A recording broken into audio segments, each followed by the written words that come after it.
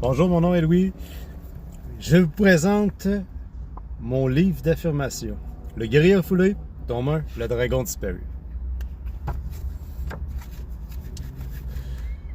Ici, on a la photo de l'auteur, Louis, avec des oreilles elfiques. Bon, le mot d'auteur. Je m'appelle Louis Picard, j'aime être créatif et j'ai besoin de partager mes idées. C'est pourquoi j'ai choisi de m'exprimer à travers un livre illustré. À propos de ce livre. Point 1. Ce livre est avant tout un outil d'affirmation pour m'aider à faire le point sur mon parcours et sur certains événements que j'ai trouvés difficiles au cours de ma vie. Point 2. Dans ce livre, il y a quelques illustrations dont je ne suis pas parti de zéro. C'est-à-dire que j'ai utilisé la base de dessins déjà faits comme une illustration dans un livre de coloriage et que j'ai personnalisé. Point 3. J'espère que ce livre inspirera d'autres personnes. Et mes remerciements. En premier lieu à ma mère, à l'équipe de Sherpa, les usagers et les intervenants, à la famille de portage, le CFE, le centre de jour, les suivis post-thérapie, à mon ami Sandy, mon ami Simon, à l'équipe d'Importe au son qui a continué à croire en moi malgré mes accords professionnels, toutes les autres personnes qui m'ont accueilli à travers mes difficultés. Un merci spécial à Cartoon et Maude qui m'ont aidé à concevoir l'idée principale et les personnages. À la page 1, ici, nous avons les 4 personnages. Rogue, le malfaiteur.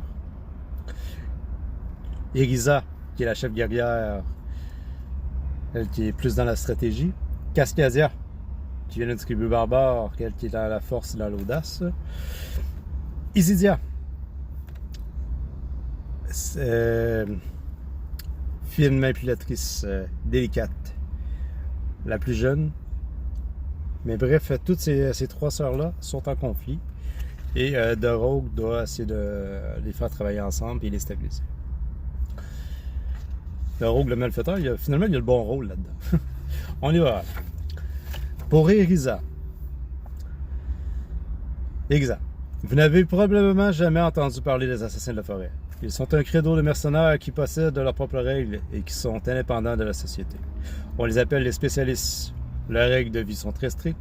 De plus, ils sont continuellement en perfectionnement, c'est-à-dire entraînement au combat, étude du terrain et stratégie d'attaque. Ils sont engagés pour régler des situations critiques seulement. Intervenir dans les problèmes quotidiens ne les intéresse pas, sauf pour l'observation et enrichir leurs connaissances stratégiques. Irisa, la chef guerrière, est l'une d'entre eux. Elle règle le problème en 5 minutes, sinon elle reste dans l'ombre pour l'observation et la planification d'un plan stratégique. Elle exécute son plan qu'une fois qu'elle est sûre du résultat, et ça en toute discrétion. Bien qu'elle préfère agir seule, elle est capable de coordonner une équipe multidisciplinaire car elle comprend le fonctionnement logistique. Cascadia. Il n'y a qu'une seule personne qu'on a le droit d'appeler Wolf Bitch. Et elle se nomme Cascadia. On peut appeler cette guerrière lorsqu'il y a de grosses missions ou des situations de crise qui nécessitent un affrontement direct. Donc, gare à vous si vous vous placez entre elle et ses objectifs. Vous pouvez l'insulter si ça vous chante, mais rien ne l'atteint et si vous franchissez cette ligne, elle ripostera. Alors, encore une fois, gare à vous, car elle appartient à une tribu barbare dont leurs valeurs sont la force, l'audace et le courage. Pour Isidia. La 3e des sœurs guerrières, la plus jeune, est Isidia. Elle a été élevée dans la richesse et la noblesse, sous l'emprise d'une belle-mère contrôlante. Bien qu'elle soit contrainte à rester au château et à être obligée de subir une éducation exhaustive, elle possède le pouvoir de la porte secrète, c'est-à-dire de créer une porte imaginaire et disparaître. D'ailleurs, elle l'utilise fréquemment lorsque la tension est trop forte au château. Et prenez garde à son visage d'ange, car elle sait être sournoise et manipulatrice. Ce n'est pas pour rien que son type d'attaque préféré est l'arc à flèche. Mais malgré tous ses défauts, elle est une jeune femme sensible et remplie de compassion. De l'aide, s'il vous plaît. Il vient de loin, il a traversé vent et marée pour demander l'aide des 3 sœurs guerrières qui ont une réputation renommée à travers tout le pays pour résoudre des conflits. Et par un ladon, les 3 sœurs étaient réunies ensemble et, comme à l'habitude, elles s'obstinaient sur une question philosophique. La force, la stratégie, la ruse. Qui va là? L'homme s'arrêta et demanda un genou à terre. Pouvez-vous m'aider à retrouver mon dragon? Les trois sœurs répondirent. Oui, on peut t'aider, mais qui es-tu? Où as-tu perdu ton dragon? Je suis le guerrier. Les valeurs d'un guerrier. On m'a demandé de tenir le fort, de mener les hommes à la bataille, de les entraîner, de fabriquer et réparer les équipements, d'élaborer des plans stratégiques, et je l'ai fait. C'est grâce à mes valeurs que j'ai pu résister aussi longtemps. Et ce sont elles qui font de moi un guerrier. Je suis loyal, pur, leader, rempli de volonté, résilient, et surtout j'affronte mes peurs parce que j'ai du courage. Mais si vous le voulez, je vous raconterai toutes mes aventures dans les Chroniques du guerrier. Mais avant, je dois vous parler de la chute.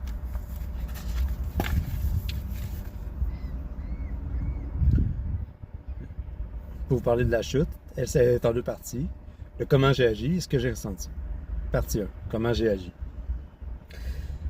J'ai voulu trop bien faire afin de réparer mon ego blessé et être reconnu pour mon savoir-faire. En voulant créer un système afin d'éviter des problèmes extrêmes, j'ai moi-même créé une dynamique extrême en me prenant pour un être suprême.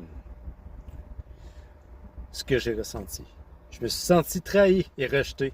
J'aurais aimé être mieux accompagné, encouragé et soutenu dans mes idées. Mon désir était de faciliter et d'améliorer la communication et la gestion des ressources, afin d'éviter des conflits et de créer une harmonie de travail. Je n'ai jamais voulu créer un environnement de contrôle tel que voulait le roi. Je n'ai pas voulu non plus prendre la place de celui-ci. Bref, je me suis senti incompris. Les animaux magiques, notre personnalité. Et c'est à ce moment-là que j'ai perdu mon dragon. Et je me sens responsable d'avoir provoqué cette chute. Mais pourquoi? Demandèrent les trois sœurs. Parce qu'il était arrivé quelque chose à mon fidèle Arako. Hein? Qui ça? Arako, c'est mon chien. Il représente ma naïveté et ma curiosité. Cascada lui répondit aussitôt. Moi, si quelque chose arrivait à mon loup, je ne me le pardonnerais pas. Il représente mon caractère fort et imposant. Exa, de son côté, je traquerai tous ceux qui voudraient s'en prendre à mon aigle. Il représente mon côté stratégique et ma discrétion. Assassin Bird. Ici, on a l'aigle. Pour Isia. Et moi, si je perdais mon renard, je pleurerais tout le temps. Il représente ma ruse et mon intelligence. Dorogue continua. Vous êtes chanceuse d'avoir encore votre animal avec vous. Mais qu'est-il arrivé à Arako? Alors Dorogue s'expliqua. Je marchais tranquillement à la recherche d'une nouvelle aventure avec Arako. Il a repéré de la nourriture étrange sur le bord de la route. Je lui ai dit de ne pas toucher à ça, mais il était trop tard. Arako avait déjà tout mangé. Il s'est transformé en monstre géant à un seul œil. Ici, on le voit. Arako, je suis fier de toi. Tu as bien réussi ta mission. Il repère de la nourriture étrange. Touche pas à ça! Alors, il fait « Oups! 1, 2, 3, vilain chien! » Les maisons dans l'arbre de la montagne. J'habitais dans l'arbre de la montagne. L'arbre poussait si vite que l'on devait construire de nouvelles maisons tout le temps. Sans oublier qu'après chaque tempête, nous devions les réparer continuellement. Je ne sais pas exactement pourquoi nous avions besoin d'autant de maisons. Tout ce que je sais, c'est que les gens amenaient des blessés à mon père, car lui seul était capable de les soigner. Des fois, c'était lui-même qui allait chercher les blessés, car lui seul pouvait les soigner. Oh, mais tous ces blessés ont besoin d'une maison. C'est pas grave, je sais fabriquer les maisons, moi, se disait-il pour se rassurer. Alors, il construit plusieurs maisons pour tous ses blessés. Les années ont passé et mon père est tombé malade. Il a été lui aussi blessé par le poids de tous ses blessés et de toutes ses maisons. Mais pas de problème, je suis capable de les soigner, se répétait-il pour se consoler. C'est signé un enfant blessé.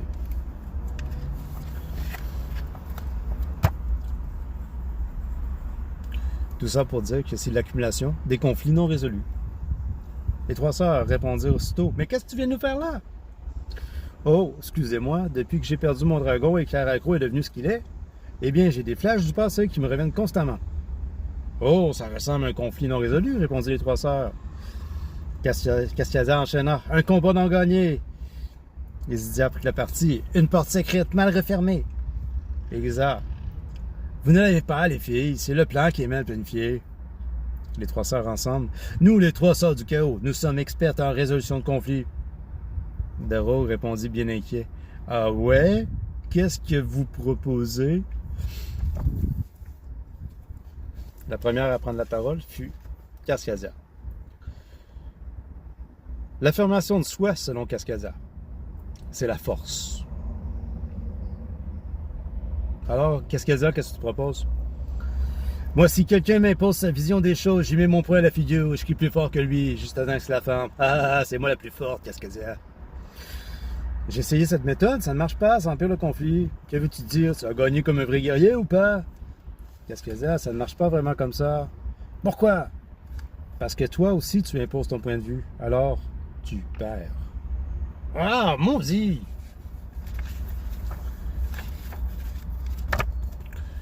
L'affirmation de soi, selon Isidia. La fuite. Toi, Isidia, qu'est-ce que tu proposes? Moi, si quelqu'un me contraint à faire de quoi, j'ai dit oui, et je ne fais pas. Ou bien j'attends qu'il ait le dos tourné pour disparaître. Comme ça, je me fais pas prendre. Je suis la plus rusée, Isidia. J'ai essayé cette méthode, ça ne marche pas, ça empire le conflit. Que veux-tu dire si tu t'es fait pogner? Tu n'as pas utilisé le pouvoir de la porte secrète? Isidia, ça marche pas vraiment comme ça. Pourquoi? Parce qu'en fuyant, tu ne te respecteras pas et tu ne respecteras pas l'autre non plus. Oh non! L'affirmation de soi selon Irisa, le plan. Et toi, Irisa, qu'est-ce que tu proposes? Ce qu'il te faut, c'est un plan. Quand je planifie, je peux prendre plusieurs semaines pour trouver son point faible et j'attaque qu'une fois. Ah, c'est moi la plus stratégique, Irisa. J'ai essayé cette méthode, ça ne marche pas, ça empire le conflit. Que veux-tu dire? Tu as mal planifié, tu n'as pas mis assez de temps à observer. Le plan. Irisa, ça ne marche pas vraiment comme ça. Pourquoi? Parce que la position de l'autre ne t'appartient pas. Ah, je suis incompris.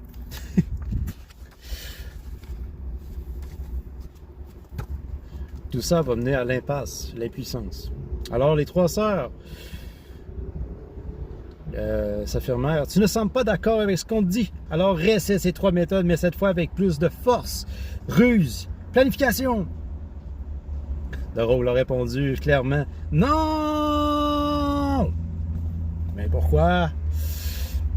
Parce que je me suis rendu là, à l'impuissance. Un sentiment d'impuissance peut amener en premier de l'anxiété et de la colère, par la suite de l'insomnie et de l'obsession. Donc si ce sentiment perdure dans le temps, il va amener la personne vers la dépression. C'est pourquoi il est important de lâcher prise avant le point de non-retour. C'est signé Louis Picard. Mais oui, c'est une de mes philosophies. Alors, le lâcher prise, ça représente une nouvelle quête.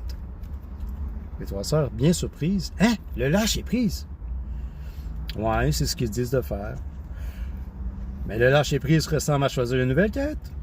Alors voici ta nouvelle mission, proposèrent les trois sœurs ensemble. Premièrement, combattre à l'accro, c'est-à-dire la consommation, soit avec le pistolet magique pour ramener à l'accro, ou un crayon pour le distraire. Par la suite, tu dois escalader une montagne, c'est-à-dire travailler sur toi et structurer tes objectifs. Et en dernier, tu dois parler à ton dragon, se pardonner et s'affirmer. Bla bla bla bla bla bla bla bla, je m'excuse. À ton dragon. Oh, mais c'est une grosse mission, ça! C'est pourquoi que ça nous fait... Wow! Bienvenue sur Krakolen. Tout est possible dans ce monde imaginaire. Je peux revoir mon dragon disparu, redevenir excessif en collectant les rochers et aller les consommer seul dans ma caverne. Il n'y a personne d'autre que moi sur Krakolen. Je suis le maître de ce univers.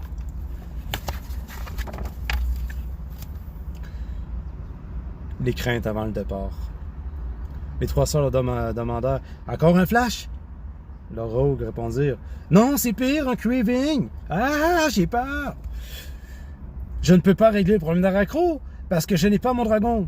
Je n'ai pas le goût pour une nouvelle aventure parce que j'ai perdu ma curiosité avec la transformation de Racro. J'ai juste le goût d'aller dans le monde de Cracoland. Voir la page précédente. Les trois sœurs répondaient: non, tu peux pas y aller. Tu dois compléter cette quête. Alors choisis une phrase clé pour te donner. De la force pour combattre tous les ennemis qui se dressent devant toi, dit Cascadia. Les Hésidia proposèrent: de la ruse pour contourner les obstacles. Egisa continuait proposèrent aussi: de la structure pour atteindre tes objectifs. C'est alors que je me suis donné le droit d'exister. Alors Dorogue dit à voix haute: ma phrase clé est: un jour, je vais pouvoir rentrer chez moi.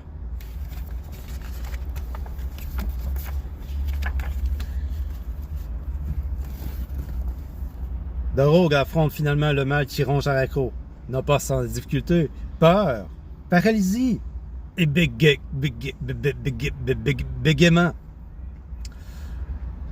Racro, tu dois te calmer, j'ai besoin de toi pour retrouver mon dragon. Mais tu dois changer de forme et être prêt pour une nouvelle mission. Alors, au revoir, Conso. Félicitations à Racro d'être de nouveau passionné. On voit les petits chiens ici, il est super cute. C'est quoi la mission? Gravir une montagne. Ah, ok, facile. Ouais, t'es courageux? Non, passionné. Et la grande étape, on arrive enfin en haut de la montagne, parler à son dragon. Mais on oublie là, le dragon est en colère. Fait que parler à son dragon, c'est se pardonner. Mon cher dragon, pourquoi es-tu parti? Je me suis senti abandonné. Tu représentes ma force intérieure, ma capacité à gérer les projets et à diriger les gens.